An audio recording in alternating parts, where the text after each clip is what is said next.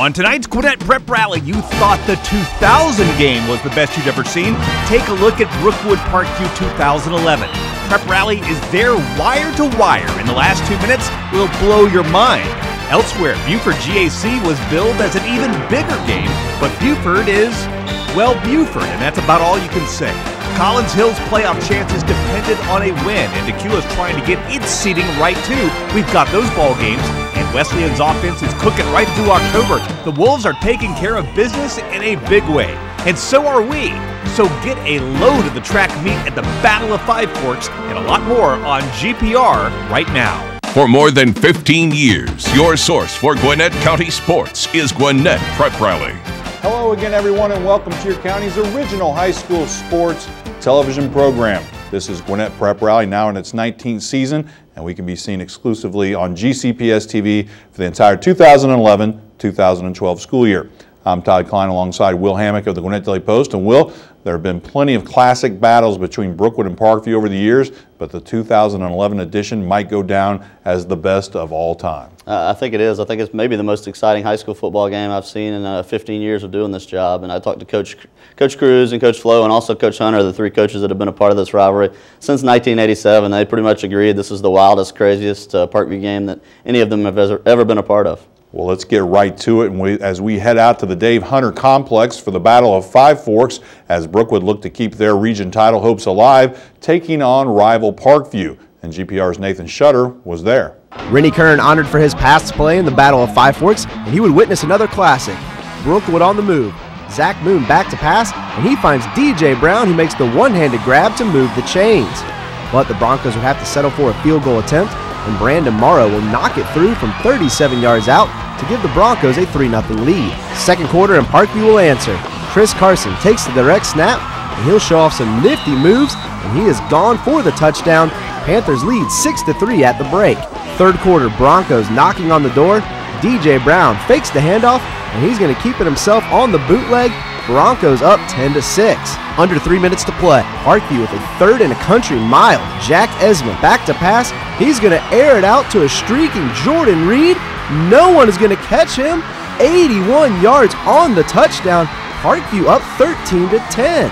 Brookwood trying to answer. Zach Moon looking downfield, and he's going to hook up with BJ Salmon along the sideline. He makes the catch, and he is gone. 57 yards on the play, and Brookwood regains the lead 17-13. Coach Hunter and the 1996 state title team can't believe what they're seeing, and it was far from over. Under a minute to play. Esmond going deep again. Reed bobbles the catch, but hauls it in for the touchdown, and Parkview jumps back on top 19-17. Just 30 seconds left in the ball game. Brookwood needing a miracle, and they have Nick Tompkins on the ensuing kickoff. He's going to field the pooch kick at the 20-yard line. He tries to go to his right. Nothing there, so he heads the other way. He's going to pick up some blocks and break free down the sideline with a Bronco caravan. 80 yards on the return. The PAT was no good, but Broncos back in front 23-19 with just 15 seconds left in the game. Parkview looking to land one last punch. Esmond going downfield. The ball is tipped and picked off by Jamal Cole to seal the win for Brookwood as they win a wild one, 23-19 over Parkview. Well, Will, we both were there, and we both echo those sentiments. You said that the coaches said you couldn't find maybe a more wild game. This is one of those ones where if Parkview gets this win, they talk about how Parkview never quits and hangs in there, but in the end, it was Brookwood that got the last big play, and they're kind of go down as the ones that win this big-time game. Yeah, just an unbelievable finish. Like we said, 26 points in the last 2 minutes, 4 lead changes. That would have been crazy enough just to have the offense and defenses making plays and the offenses going up and down the field. But to end it on a crazy special teams play like that with a touchdown with 15 seconds left is just kind of an unbelievable finish. And I think a lot of coaches around Gwinnett have been talking to me, why do you kick it to Nick Tompkins with that little time on the clock? But who knows, it didn't work out that way for the Panthers. It's kind of rough for them. Well, and the thing is, this great game will go down in history. People will talk about it a long time. But these teams have to get ready to play again this week, with Brookwood having maybe the bigger test, obviously, in Grayson. How does Brookwood rebound and get ready for this big-time test against the Grayson Rams? It was definitely an emotional win for Brookwood, but they're going to have a big-time test. I mean, Grayson's really geared up. This is the game of the year for Grayson in the region. This is the one they've been looking forward to knock off the defending champions in the region and the state. So Grayson's really pumped up. But I tell you what, Parkview's got a major test this week. Archer's really hungry for a playoff berth. They're a big physical team, and the winner of the Archer-Parkview game is going to be in good shape for a playoff berth. So it'd be nice to see either of those teams get a big win this week and kind of a boost into the playoffs. Well, back to the highlights, and another fierce county rivalry took place this past Friday night as unbeaten GAC went on the road to Buford for a pivotal Class AA matchup. GPR's Brian Wise has the call. It was a battle for the top spot in Region 6A between GAC and Buford. First quarter, Buford with the ball. The handoff goes to Andre Johnson, who breaks outside and down the sideline before finally being brought down from behind. Later in the drive, the pitch is to Johnson, who finishes the drive off in the end zone, and the Wolves take a 7-0 lead. Next, Buford possession. The pitch from Sam Clay goes to Dontrevious Wilson, who's going to use his speed to bounce it outside and get the ball down near the 20-yard line. A couple of plays later, it's Johnson again, finds a hole and into the end zone for the touchdown. The Wolves extend their lead 14-0.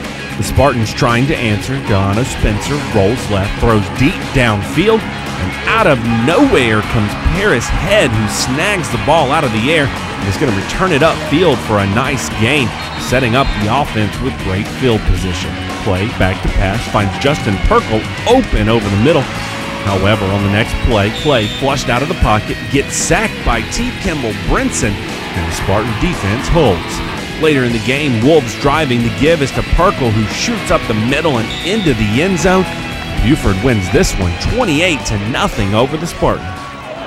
Well, obviously a big Class AA matchup there, Will, but kind of the same old as the result. Buford kind of takes care of business, particularly on defense against this very talented GAC offense. Yeah, that's really the only game all season that anybody's been able to slow down this outstanding GAC offense, which is what impressed me the most out of this game. Buford just played great on the defensive side of the ball, and not just to kind of slow them down, it just really dominated the GAC offense, forcing turnovers, just really didn't allow GAC to do much of anything, and just control the defense really control the game.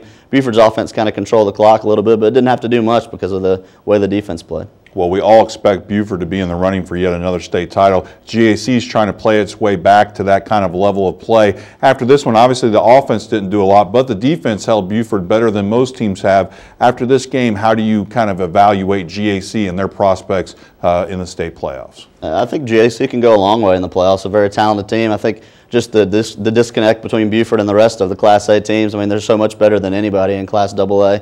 It's just going to be GAC can play with anybody else. I think in the state they can compete and make a run. Maybe even get to that state championship game. But whoever wins the AA title is going to have to go with through Buford because Buford's loaded. Well, more highlights now was Collins Hill is trying to hold on to one of the 4 playoff spots in Region 7, but the Mountain View Bears would like nothing more than to play spoiler in their Friday night showdown. Nathan Shutter has more. Collins Hill looking to stay in the mix for the state playoffs, hosting Mountain View Friday night. Collins Hill with the ball. First quarter, the give is to Justin Wyatt, who looks to get outside, cuts back inside, breaks a couple of tackles, still on his feet. Touchdown Eagles. 42-yard run by Wyatt gives the Eagles an early 7-0 lead. On the ensuing possession, Mountain View driving. The give is to Marvin Elam, who makes a nice move to the outside before getting knocked out of bounds. A few plays later, it's Elam. Again to the right side, he beats the Eagle defenders to the corner of the end zone for the touchdown. Bears and Eagles tied at 7. On the ensuing kickoff, it's high and short and recovered by the Bears, giving the ball right back to the offense. Later in the drive, Chris Bartlett back to pass, flushed out of the pocket and right into the hands of Andrew Everett, who records the sack. That would force this 32-yard field goal attempt by Jeffrey Stone, and the Bears would take the lead 10-7. Collins Hill would go on to score 27 unanswered points, and they would win this game 34-10 over the Bears of Mountain View, keeping their playoff chances intact. A little bit of a slow start for Collins Hill, but they kind of turned it on in the second half. Will get the big win over Mountain View and really position themselves very nicely for the playoffs. Yeah, this was a big one to get. It really kind of put Mountain View in a bad place for the playoffs and put Collins Hill in a great place. I think what a great turnaround of the season. Got off to a great slow start, but that's a credit to Coach Reach and his staff. Really kept the faith, and those players kept believing, and they've turned the season around. Now they could be looking at a pretty good seed for the state playoffs. Well, the Wesleyan Wolves are starting to heat it up at the right time of the year as the regular season winds down and the playoffs draw near. But could they keep the hot streak going against visiting Pinecrest Academy? Brian Wise has more. Wesleyan, looking to stay in the sub-region title hunt, welcomed in Pinecrest Academy. First quarter, Pinecrest Academy's Jimmy Strum with the give to John Paul Metz, who has the ball knocked from his hands, and the fumble is recovered by Jemai Jones. The Wolves would take over from there. Will Anderson rolls out and completes a pass in the flat to Brandon Gilliam, who gets the ball down around the 10-yard line. Very next play, it's Anderson with the give to Xander Yost, who shoots up the middle and into the end zone. Wesleyan up 7-0.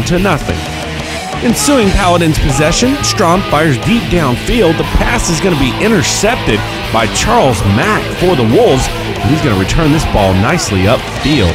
Next play, Anderson with the inside pitch to Xander Yost, who sheds off a couple of tackles before getting brought down from behind.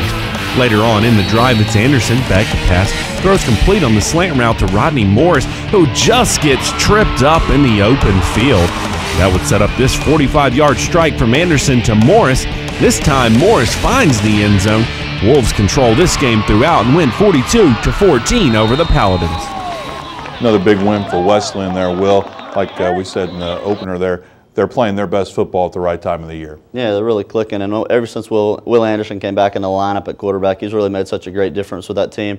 Really boosted him. He's got some good weapons. You saw Rodney Morris there as an exceptional wide receiver. I think Xander Yost is kind of an underrated player on that team. He does a lot for him. He's a very creative offensive player and can make plays. He's going to have to down the stretch, and I think this is a Wesleyan team that can not only make the state playoffs, but go a pretty good ways.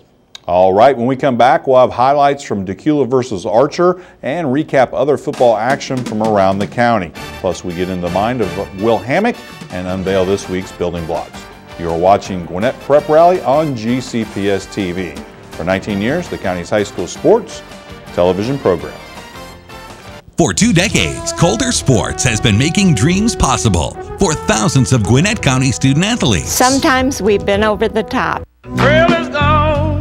Steve Coulter sings, And the leader of the clan will take no prisoners on this day. Sometimes we've been straight to the point. Beverly Coulter is the most persuasive sporting goods salesman in Gwinnett County history, and that's including her son, Steve. But most of all, we've cared deeply about every Gwinnett parent and student who walked through this front door. Over all these years, we thank you for your support.